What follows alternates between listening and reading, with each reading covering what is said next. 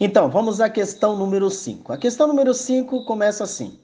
Abaixo temos uma informação trazida por Newton Kleiner, publicada em 27 de 11 de 2020, no site tecnomundo.com.br. Segundo ele, a Apple vai migrar boa parte da montagem de iPods e MacBooks para fora da China, como estratégia para reduzir riscos em meio a uma guerra comercial entre os países, entre o país, a China e os Estados Unidos. Esse prazo para acontecer, a alteração ocorrerá mais especificamente em fábricas da Foxconn, que passarão a operar no Vietnã na metade de 2021. O objetivo é diversificar a produção e depender menos da produção chinesa. Agora analise, marcando VOF, as afirmativas a seguir, levando em consideração o sistema industrial na atualidade.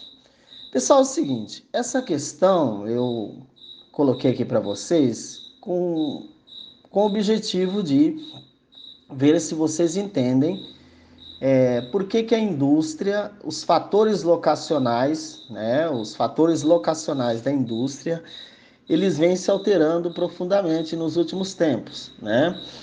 E aqui coloca uma situação interessante, a guerra comercial entre China e Estados Unidos, né? A empresa decide colocar parte da fabricação de produtos, né, em outro país que não está nesse conflito comercial, entre aspas, que é a disputa industrial entre Estados Unidos e China, né? E aí algumas questões relacionadas à China vão ser colocadas aqui nesses 3 itens abaixo. Então, para você colocar verdadeiro ou falso, tá? É uma questão que estimula você a entender um pouco sobre a guerra comercial entre Estados Unidos e China e as características, né, da industrialização chinesa, especificamente, ok? Então vamos lá.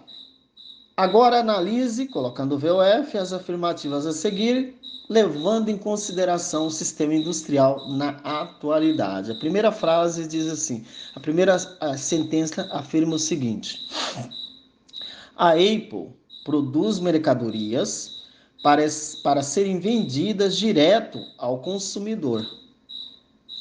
Trata-se, portanto, de uma indústria de bens de consumo ou indústria leve. É verdade, né, gente? A Apple, próprio fragmento de texto diz que a Apple está fabricando iPods e MacBooks, né? Lógico que se a gente compra diretamente, o consumidor compra diretamente da fábrica, não é verdade? Então, realmente trata-se de uma indústria de bens de consumo, ok? Também chamada de indústria leve, então é verdadeiro, obviamente.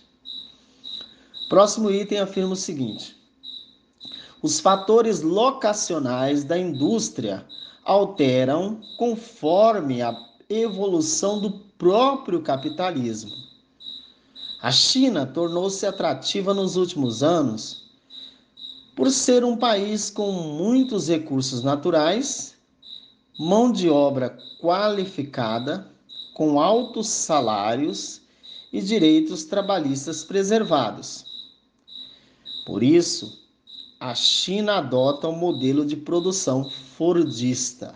Ok, vamos analisar essa afirmação por etapas. Primeiro, os fatores locacionais da indústria alteram conforme a evolução do próprio capitalismo. Isso é verdade, né? Vocês sabem que conforme o capitalismo evolui, os fatores locacionais também. Por exemplo, se você pegar lá na primeira revolução industrial, os fatores locacionais, por exemplo, a disponibilidade de matéria-prima e fonte de energia era um fator preponderante para que a indústria se instalasse numa determinada localidade. Então, onde tinha carvão, que o carvão era na época da primeira Revolução Industrial, a principal fonte de energia. Onde tinha carvão, você tinha indústria instalada, né? Isso por uma questão locacional. Lógico que hoje o mundo é diferente, né? Os transportes e as comunicações evoluíram bastante, então não necessariamente onde tem a matéria-prima energética, a gente tem a instalação da indústria, porque o comércio evoluiu muito, né? O fluxo comercial evoluiu demais, em virtude do desenvolvimento das tecnologias de transporte e comunicação, né? Então, essa primeira parte da questão é verdadeira, tá bom? Mas vamos avaliar, porque se tiver um elemento falso, a questão é falsa no geral, no cômputo geral. Então a gente vai ter que colocar a letra F e não verdadeiro, a letra V de verdadeiro, ok? A segunda afirmativa, a segunda parte da questão da segunda afirmativa diz o seguinte: a China tornou-se atrativa nos últimos anos por ser um país de muitos recursos naturais. Isso é verdade, a China tem muitos recursos naturais, tá? Só que o problema da China é o seguinte: a China tem grandes recursos, grande quantidade de recursos naturais e energéticos, mas a voracidade, a produção industrial chinesa é tão gigante que os seus recursos naturais não são suficientes para atender a demanda deles, ok? O que mais que diz? Que a China, a mão de obra é qualificada. É verdade, a mão de obra chinesa, grande parte dela é qualificada, e eu acrescentaria disciplinada também, com altos salários e direitos trabalhistas preservados. Aqui já começa a situação que não é verdade. Altos salários, não é verdade. Muito pelo contrário, um dos fatores que estimulou a China atrair as fábricas no mundo inteiro a partir da década de 80 foi justamente os baixos salários. De um lado, você tem uma mão de obra extremamente qualificada, né? Mas, por outro lado, você tem um salário extremamente baixo, tá? Direitos trabalhistas preservados. Isso não é verdade. A China não tem direitos trabalhistas. E isso é que estimula grande parte do capitalismo internacional colocar suas fábricas lá, justamente porque a população trabalha em regime de, vamos exagerar, dizer o seguinte, regime quase que uma escravidão, né? Por isso a China adota um modelo de produção fordista. Não, a China não adota um modelo de produção fordista especificamente, né? A China, na verdade, adotou um modelo de industrialização onde tem o Estado como principal indutor, o governo chinês é o principal indutor, inclusive grande parte das indústrias chinesas são estatais e que inclusive adquirem empresas, né, através do processo do neoliberalismo, nas privatizações, adquirem empresas estatais em outros países. E isso é muito interessante, porque a gente tem uma situação assim, as pessoas falam, tudo que é público não presta, né? Aí vamos privatizar que vai melhorar. Aqui no Brasil a gente fala muito isso. Aí a gente acaba vendendo as nossas empresas para estatais chinesas, né? É complicado. Mas é isso que acontece. Então o item é falso por esse motivo, porque coloca o seguinte, que a China tem a população com altos salários e direitos trabalhistas preservados, né? Esses dois elementos colocam o item como sendo falso. Vamos ver a terceira assertiva, a terceira definição diz o seguinte: a partir de 1980, a China passou a investir intensamente no desenvolvimento tecnológico nacional. Além disso, o país estabeleceu diversos incentivos fiscais e facilitou a obtenção de mão de obra barata, onde não há direitos trabalhistas e a presença de sindicatos que atuam na defesa dos trabalhadores é inexpressiva. Portanto, a China é um exemplo de país que adotou um modelo flexível nos moldes do toyotismo. Gente, tudo que está verdadeiro, tudo que está no início é realmente verdadeiro, né? A China passou a ter um desenvolvimento tecnológico nacional a partir de uma certa altura. Então, no primeiro momento, a China ela copiou tecnologia internacional. No segundo momento, a China realmente teve a sua própria tecnologia, como tem hoje, né? A China estabeleceu incentivos fiscais, é verdade, e facilitou a obtenção de mão de obra e facilitou, né, a ida de empresas estrangeiras para o seu território, né, sem direitos trabalhistas, os sindicatos extremamente enfraquecidos ou inexistentes, praticamente não existe sindicato na China. Isso é verdadeiro, né? Só que o erro da questão está em dizer que a China é um país que adotou um modelo flexível nos moldes do toyotismo. Não, não há essa especificidade para a China. A China, na verdade, como grande parte do mundo, adota na questão industrial todos os modelos na atualidade, seja elementos do toyotismo, do fordismo e do taylorismo. Então, no geral, a questão é verdadeira até certo ponto, mas no finalzinho aí, quando diz que a China é um exemplo de país que adotou o taylorismo, aí já fica falso, porque não é bem assim. Adotou-se o taylorismo também, mas não é especificamente só o taylorismo, ok? Como não é no mundo inteiro. Então é falso também o item, o terceiro item colocado aí para vocês. A questão número 6, pessoal, ela é o seguinte. A questão número 6 tem um texto, né, extraído do site da Braskem, que é uma empresa, né, conhecidíssima. Então vamos ao texto, que diz assim: criada em agosto de 2002 pela integração de 6 empresas da organização Odebrecht e do grupo Mariani, a Braskem é, hoje, a maior produtora de resinas termoplásticas das Américas e a maior produtora de polipropileno nos Estados Unidos. A Braskem está inserida nos setores químicos e petroquímicos, que tem participação relevante em inúmeras cadeias produtivas e são essenciais para o desenvolvimento econômico.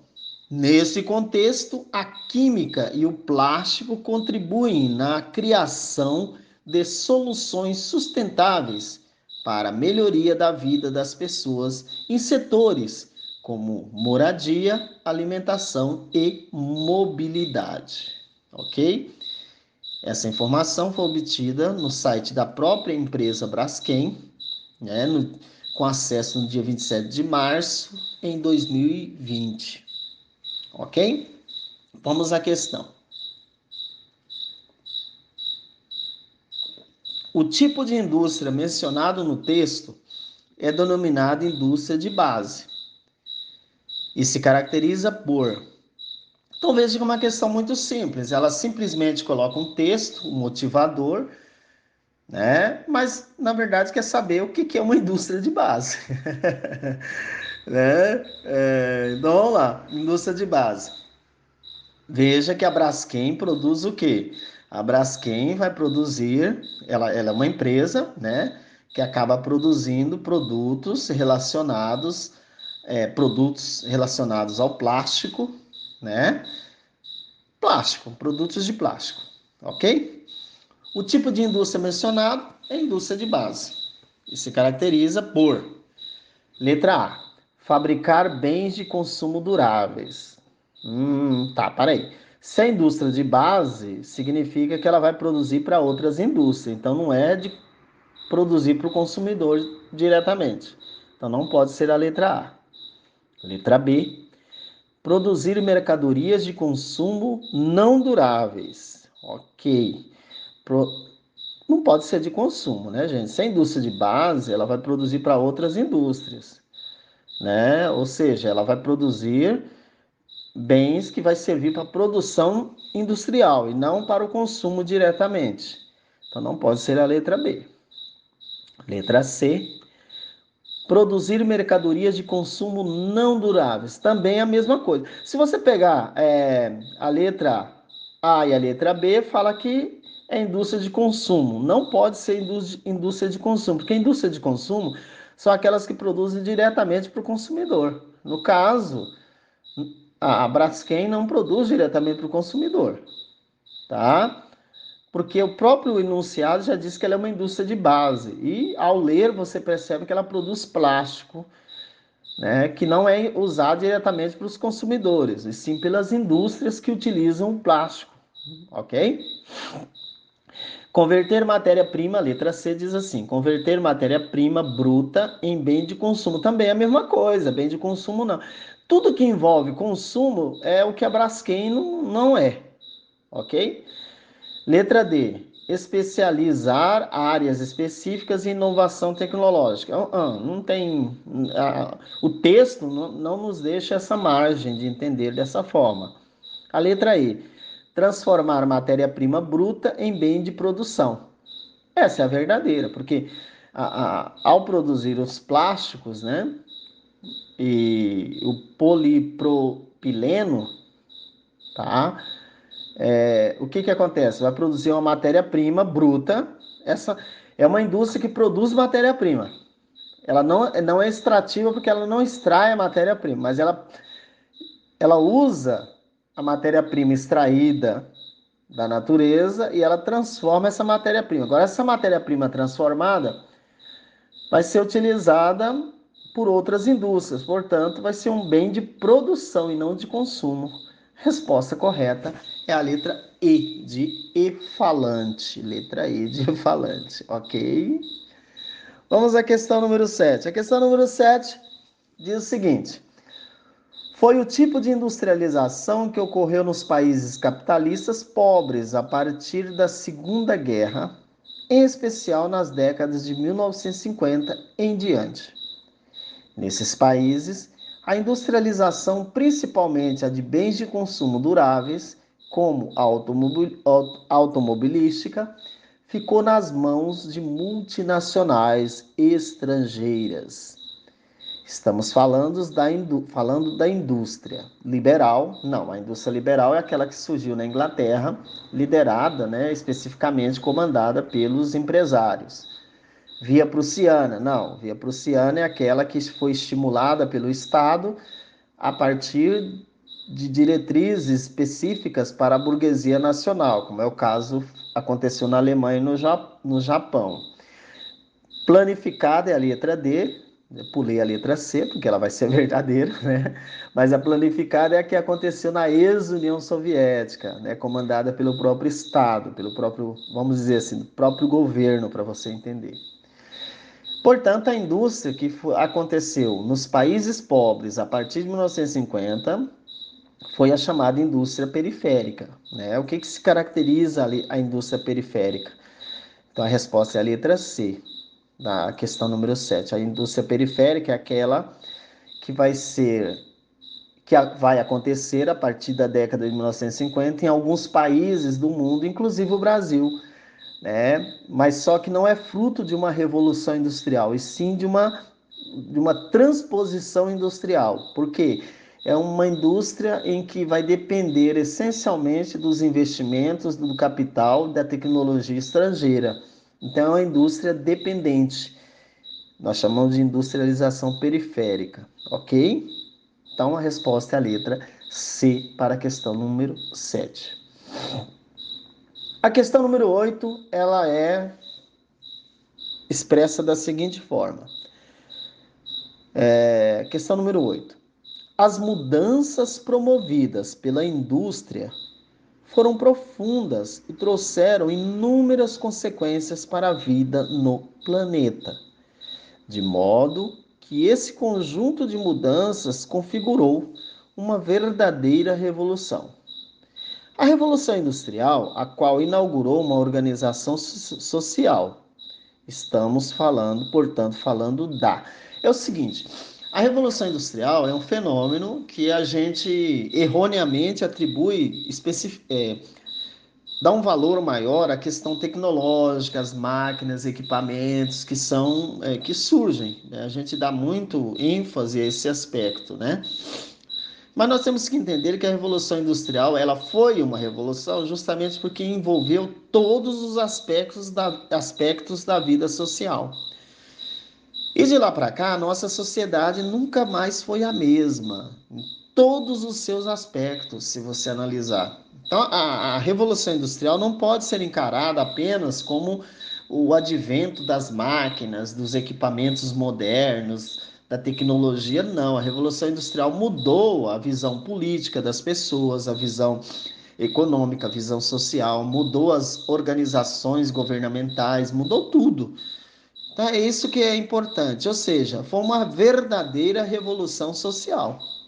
Então, a Revolução Industrial não é somente uma revolução econômica, ela também é uma revolução social, porque mudou a sociedade planetária. O planeta, o mundo, nunca mais foi o mesmo após a Revolução Industrial, em todos os seus aspectos, da sociedade, inclusive. Então, a Revolução Industrial, a qual se inaugurou uma organização social. Estamos falando da sociedade de consumo, é verdade, a sociedade de consumo é uma característica da Revolução Industrial, tá? Mas não é a principal. Por quê? A sociedade de consumo é um dos aspectos das consequências da Revolução Industrial, mas não é a consequência maior. Letra B, sociedade capitalista. Não, a Revolução... Sim, o capitalismo, um dos aspectos dele é a Revolução Industrial. Tanto é que a gente fala em capitalismo industrial. Né? Mas a sociedade capitalista não surge com a indústria especificamente. Existe uma fase pré-capitalista, onde a indústria não era determinante, sim as manufaturas, ok? Sociedade urbana. Sociedade urbana. A sociedade urbana, tal qual nós conhecemos no modo capitalista, ela é específica, porém, ela não engloba tudo. Na sociedade urbana, nós tivemos outras sociedades que tinham um aspecto urbano, mas não era uma sociedade urbana capitalista, é óbvio. Então, se você pegar a sociedade Roma, por exemplo, a sociedade romana, a sociedade grega eram urbanas, tinha tradições urbanas, mas não urbana capitalista. Então, não é especificidade da sociedade da Revolução Industrial. Sociedade industrial, essa sim, gente. Então, eu posso dizer que nós temos uma sociedade industrial. Essa sociedade industrial, ela, aí sim, ela tem vários aspectos. Por exemplo, a sociedade industrial, ela é de consumo, ela é urbana, ela é capitalista, ela é toyotista, ela é taylorista, ela é fordista, ok? Então, a resposta correta é a letra D de dado, sociedade industrial, ok? Agora nós temos uma tirinha aí, uma sequência, né, que eu vou ler para vocês. A sequência diz assim, ó, é mais fácil descartar. Aí vamos ler os balões das personagens aí, dos dois personagens.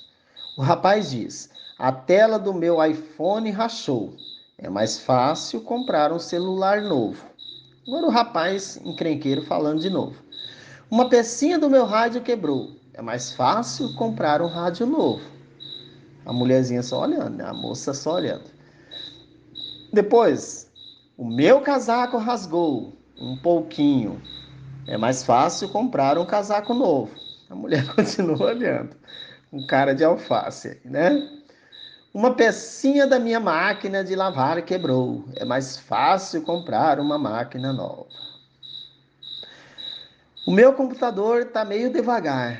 É mais fácil comprar um novo. A moça olhando com cara de alface. A alça da minha xícara quebrou.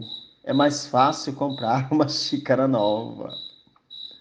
O meu tênis está descolado, a sola. É mais fácil comprar um tênis novo. Agora vamos finalizar essa história. Agora a moça resolveu falar e diz assim: ah, você está ficando muito chato.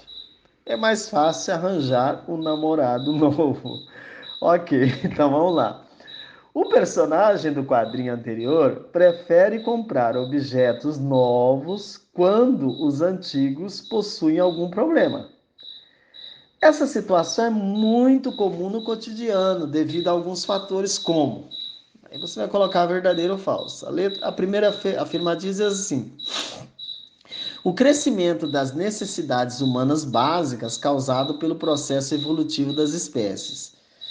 tá? O crescimento das necessidades humanas básicas causadas pelo processo evolutivo da espécie. Ok. No caso, você tem uma sequência de situações aí no quadrinho. É necessidade humana, sim, mas não são necessidades básicas. E não há evolução da espécie. Você não pode dizer que, né, que houve por causa da evolução da espécie é que a pessoa quer trocar de produto, de, equipa, de mercadorias, né? Então a resposta a essa primeira é falsa. Não é por causa da evolução biológica das pessoas, e sim o interesse capitalista, né? Então eu vou trocar de computador, não é porque houve uma evolução na espécie humana e que exige um computador diferente. Não, houve uma evolução no consumo. Então a resposta é falsa, a primeira. A segunda, as práticas difundidas pela indústria, a qual emprega altos custos no conserto de peças usadas. É isso mesmo. Essa é uma verdade. Muitas das vezes, a indústria, ela dificulta o acesso às peças do produto que ela fabrica. E aí fica mais caro a fabricação, a reparação ou o conserto de alguns produtos acaba ficando mais caro. Isso é propósito, né? Porque quer estimular as pessoas a comprar outro produto, ao invés de arrumar o produto, né? De corrigir o produto, né? Então é verdadeiro. Próximo item diz: os investimentos governamentais em marketing, os quais precisam ser recolhidos por impostos sobre os produtos. Não tem nada a ver com o governo isso aí, especificamente, muito menos o governo marketing. O governo não faz marketing de produtos, tá bom? Fica claro isso. As empresas fazem, mas os governos não, ok? Então é falso. A obsolescência percebida que resulta em produtos com elevado valor de uso e baixo valor de troca. Obsolescência percebida. O que é obsolescência percebida? Existe a obsolescência programada, que é aquela em que os produtos saem das fábricas com prazo de validade já determinado, né? Então, a fábrica já coloca lá o limite de validade do produto para obrigar você a comprar outro. Isso é obsolescência programada. Agora, a obsolescência percebida é aquela que está relacionada à percepção do consumidor, né? Então, por exemplo, está relacionada à moda, por exemplo, né? Então, por exemplo, eu tenho um celular que tira foto, ok? Tira foto, mas não filma. Vamos dar um exemplo, né? O que é obsolescência percebida? É justamente o fato de que eu vejo que eu percebo que todo mundo do meu ciclo de amizade tem celular que filma. E eu sou o único que tem celular que só tira foto. Então, eu me sinto desprestigiado perante essa nova tecnologia. Então, eu vou fazer da tripa o coração para também comprar um celular que não só tira foto, mas que também filma, né? Porque os outros, meus colegas, meu ciclo de amizade têm. Então, a obsolescência percebida, né? Isso faz com que o produto tenha um valor de uso maior, né? Do que o valor de troca, tá? Então, eu uso esse produto, mas eu não consigo trocá-lo justamente porque ele está, no contexto geral, defasado. Então, é verdadeiro, ok? Beleza, então assim encerramos a nossa correção de hoje.